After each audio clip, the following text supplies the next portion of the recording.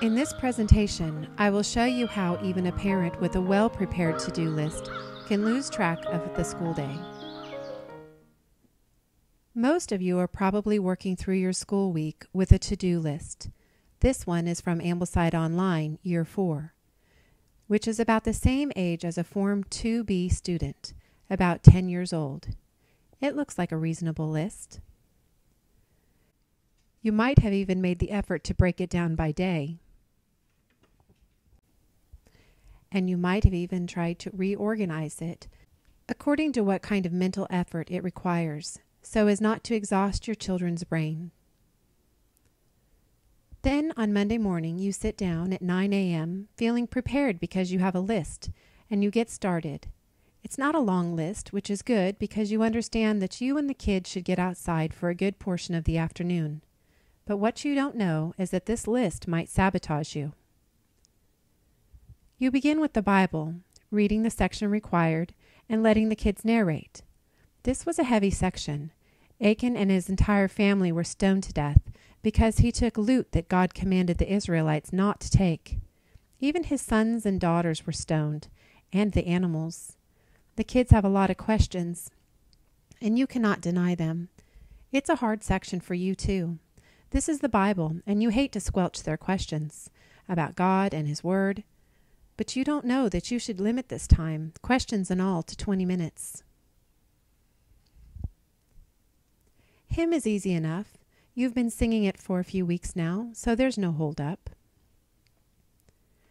Math can sometimes be tough. You're a little behind where you think you should be, so sometimes you even try to squeeze in 2 lessons. But today the warm-up took 20 minutes, so you will just focus on getting through 1 lesson. The day is already getting away from you. Robinson Crusoe is on the list. You need to read 2 chapters this week.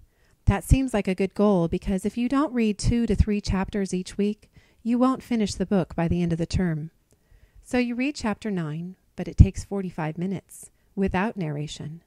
You don't know that you should not spend more than 30 minutes on this subject. Copywork is next. It takes a few minutes for everyone to get to the table, and your youngest had to go to the bathroom. Copywork should only take 10 minutes, but including the transition, it took about 20 minutes today. Plutarch is on your list for today, and you are fairly new to this subject, so you take it slowly, narrating after each paragraph.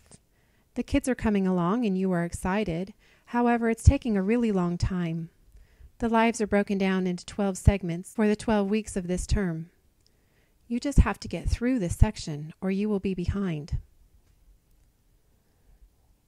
School for your Form 2B student should be done by noon, but it's already 12:30 and you've only done 6 subjects. There are 4 more things to do today. You didn't get everything done, but the kids have a piano lesson scheduled. That's definitely something Charlotte Mason advocated. But it takes a half an hour to drive to the lesson. So this piano lesson will take a minimum of 2 hours of your afternoon. Once you get home, you and the kids really need to pick up and get some basic chores done before your husband gets home.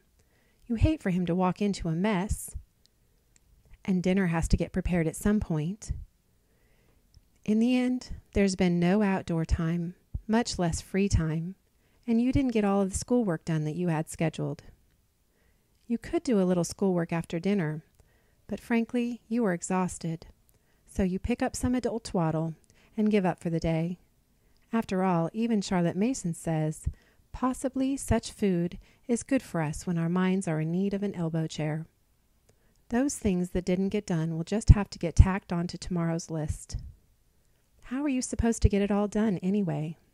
In addition to all of this, our initial list didn't even include everything a Form 2B student should be doing.